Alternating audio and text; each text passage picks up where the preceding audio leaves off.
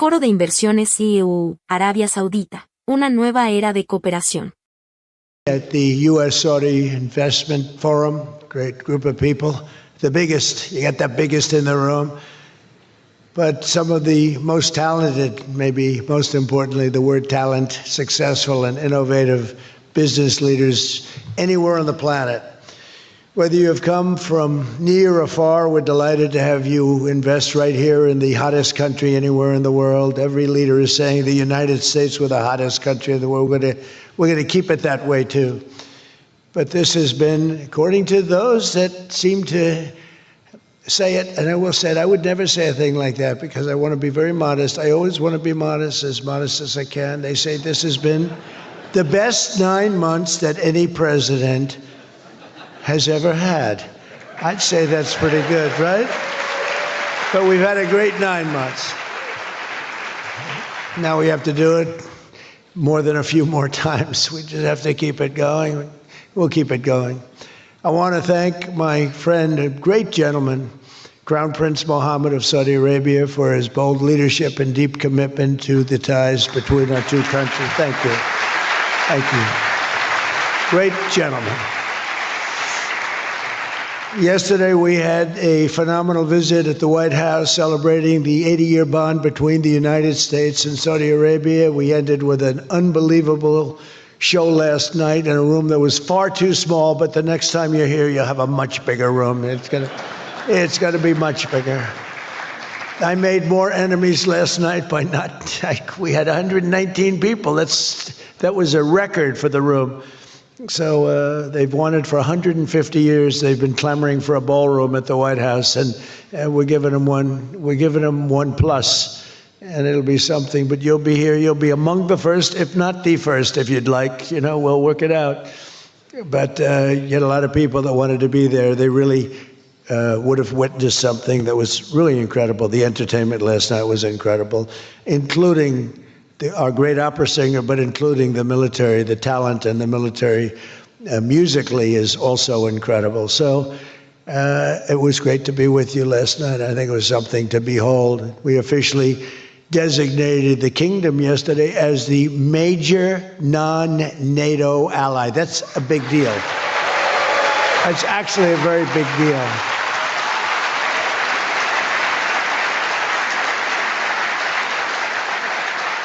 Great honor. That happens seldom, very seldom, if at all. So I just want to congratulate you on that. That's a sign of trust. We signed a historic strategic defense agreement yesterday also, and that's something that is likewise very rare, and it's a very honored company that you're in.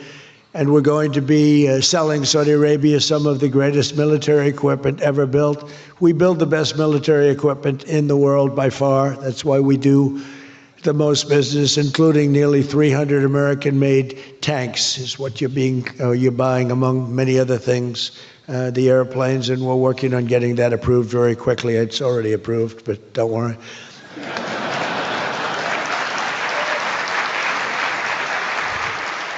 We have to go through a process. The process will take, Elon knows, the process will take about, would you say 24 hours? I think so. You're in good shape, very good shape. The partnership between our two nations is among the most consequential in the entire world, and together the Crown Prince and I are making an alliance stronger and more powerful than it's ever been before. We've had good relationships and frankly not good. You didn't have a good relationship with Barack Hussein Obama. You didn't have a good relationship with Sleepy Joe Biden. But you had a great relationship with me, and now it's as good as it was, and probably even better if you think about it, because we took the dark cloud away from your country. It was called Iran and its nuclear capability, and we obliterated that very quickly and strongly and powerfully. But that was a real cloud over the whole Middle East, and now they want to make a deal. They want to make a deal. They want to see if they can work out a deal with us, and we'll be doing that probably. But that was a terrible cloud that you had to live with for a long time. 22 years they were thinking about doing that. The B-2s. That was even before the B-2s. Those B-2s, what machines they were, they flew in, they were undetectable, and they dropped their payload, and every single bomb hit its exact mark, which was a shaft going deep into the mountain. And every single one of them hit, and it was total obliteration. And then I was criticized by some of the fake news for saying the word obliteration was too strong, perhaps. They had no idea. Nobody saw it. 3 days later, when the Atomic Energy Commission went, they said it was total obliteration, beyond obliteration, they said. But they want to make a deal. We'll see what happens. This week, our countries also signed groundbreaking agreements on civil nuclear energy, critical minerals, and artificial intelligence. And I want to congratulate a lot of the great American leaders, business leaders that are in the room. And you'll do a great job for Saudi Arabia and for a lot of other people in the room that are buying your product, taking your product, and using your product. All of that is in addition to the $600 billion investment in the United States that Saudi Arabia announced during my unforgettable visit there last spring. Well, I said, could you try and get that up to $1 trillion? And yesterday, the Crown Prince announced that the number that they'll be investing in the United States is $1 trillion. So that's really an honor.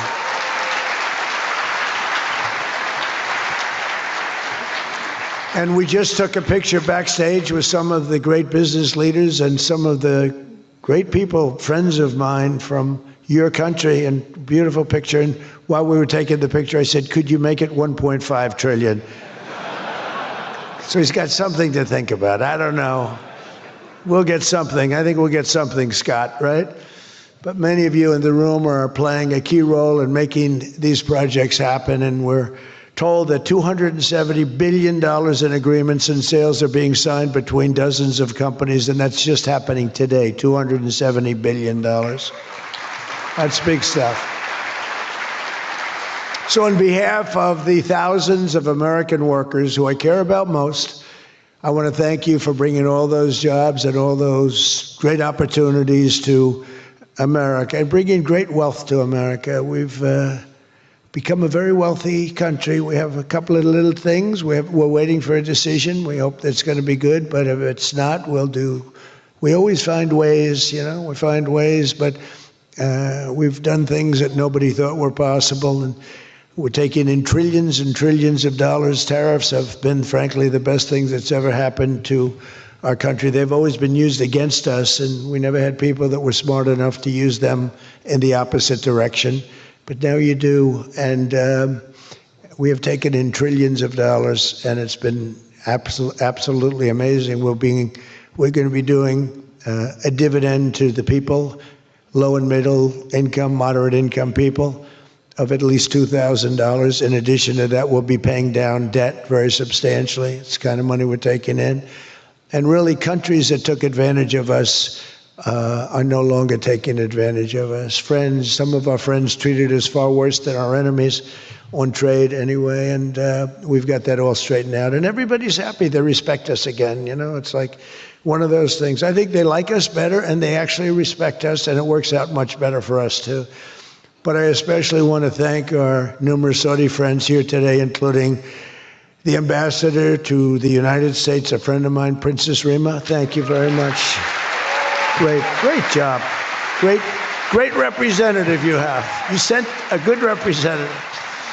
And many distinguished ministers and members of the cabinet, governor of the Public Investment Fund. Where's Yasser? Yasser's here someplace.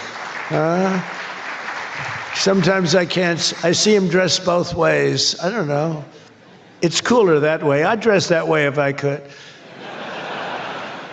Yasser's terrific. He's a terrific man, actually. So thank you very much, Yasser. And Secretary Scott Bessent, who's been fantastic. Where's Scott? We're thinking about him for the Fed, but he wants no part of it. He likes being Secretary of the Treasury. I think we'll leave him. So let's cross your name off, right? Officially, right? Remember, you said that. I love the Fed job. To me, it's the easiest job in the world. You play golf for 28, 29 days, then you go and make a little speech, tell everybody, in the case of the current guy, the wrong information because he has no clue. But if you have good instincts, it's all based on instincts. I see they want to hire 3,000 economists, 3,000, to report to the Fed chairman. What are they going to do? Take all this information? 3,000 economists. That's why they're spending $4 billion on renovating a building that should have cost $25 million to do. They should have spent $25 million. They're building a basement into the Potomac River. I could have told them that's very tough to do and it doesn't work and it's very expensive. But they're up to $4 billion headed by this clown. But we have 3,000, think of it. They want to hire 3,000 economists. So they took a poll and they interviewed 71 people. And of the 71 people, 2 people got it right. 2 people. One was a great economist whose name I won't tell you because I don't like him personally, but he is good. And the other one that got it the most right was a man named President Donald J. Trump. Do you believe it? And I didn't have an economist. Well, I had Scott. But we got it right, didn't we? Huh? We got everything right. Doug Burgum, where's Doug? Will you please drill a little bit faster? Between him and I'll tell you and Chris was great on television, and he's setting records. They're setting records, but I'll never be satisfied. Drill, we got elected. Drill we must, I called it. Drill, baby, drill. Con Edison, a great utility from New York many years ago, they used to have it said, drill we must and dig we must. So when they were digging in a road, they'd have a sign, dig we must. Well, now we're putting those utilities to shame because I'm allowing all of those AI plants that are being built to build their own electric generating force, and they're building them like nobody's ever seen, and they're coming up with ideas and new contraptions like nobody's ever seen. And this way they can't blame me for not producing electric. I said, you produce it yourself. And actually they didn't believe I was saying that because nobody ever thought of a thing like that. They're building a massive plant. They were going to hook it up to a 200-year-old grid. And that wasn't going to work because there's no way of doing that. No way we could have done that. And I had the idea. This was my idea, approved by a couple of people. I said, why wouldn't that happen? They're building a plant for $50 billion. If you build a shopping center for $50 million, it's okay. It's not a bad shopping center. $500 million, you're talking about top of the line. $50 billion. So when it was first explained they're spending $50 billion, I said, no, you mean 50 million. No, sir, we mean 50 billion. And then I saw some of them that were the size of Manhattan. I said, they did mean 50 billion. And I said, well, what you're going to do is with that, how would you like to build your own electric generating plant? And they looked at me like I was crazy because something like that, they really didn't understand it. The smart guys, they didn't understand it. They said to me at the next meeting, sir, the biggest problem we have will be electricity. I said, you don't understand. I told you last week, you're going to build your own. I'm giving you approval to build your own plant, and you will be approved within a period of 2 to 3 weeks. It used to take 20 years prior to termination. In other words, you would wait 20 years and you wouldn't make it. You'd be voted down 5 to 4. I said, we're getting you approved in a 2-week, 3-week period. In fact, Lee Zeldin, one of the superstars of this administration, I said, Lee, if it's oil and gas, get them approved in 2 weeks. If it's nuclear, add another week.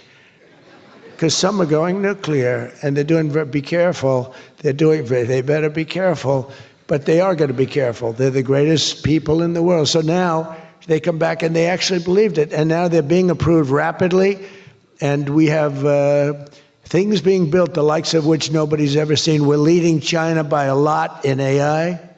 And we're also bringing auto plants in from Canada and from Mexico. They took them, and they're all coming back.